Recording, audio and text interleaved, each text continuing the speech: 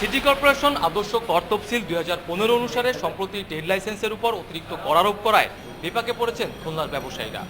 গত কয়েক মাস ধরে রাজনৈতিক অস্থিরতার লোকসান কাটিয়ে উঠতে না উঠতেই ট্রেড লাইসেন্সে এই অতিরিক্ত কর মানতে পারছে না ব্যবসায়ীরা। ট্রেড লাইসেন্সে দেখা যাচ্ছে প্রায় 300% কিন্তু বৃদ্ধি পেয়েছে।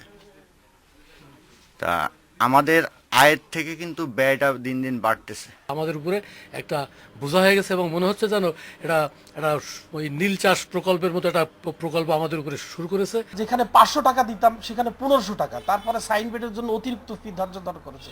এটা অসম্ভব। বাড়তি এই কর কমানোর দাবিতে সিটি কর্পোরেশনে স্মারকলিপি দিয়েছেন ব্যবসায়ীরা।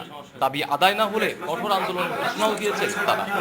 আমরা অনশনে যাব, প্রয়োজনে আমরা পুরো খুলনা মহানগরের সকল ব্যবসা বাণিজ্য বন্ধ করে দেব, কারণ এই ট্রেড লাইসেন্সের ফি এত বৃদ্ধি করা আমাদের পক্ষে দেওয়া কোনো অবস্থায় সম্ভব নয়। তবে সিটি কর্পোরেশন বলছে সরকার নির্ধারিত কর কমানোর ক্ষমতা তাদের আওতার বাইরে। কমপ্লিটলি এটা কর্পোরেশনের এখতিয়ারাধীন।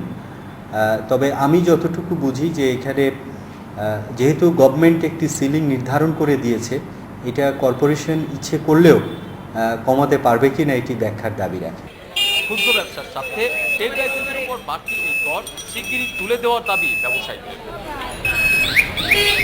অভিজিৎ পাল, ইন্ডিপেন্ডেন্ট নিউজ, খুলনা।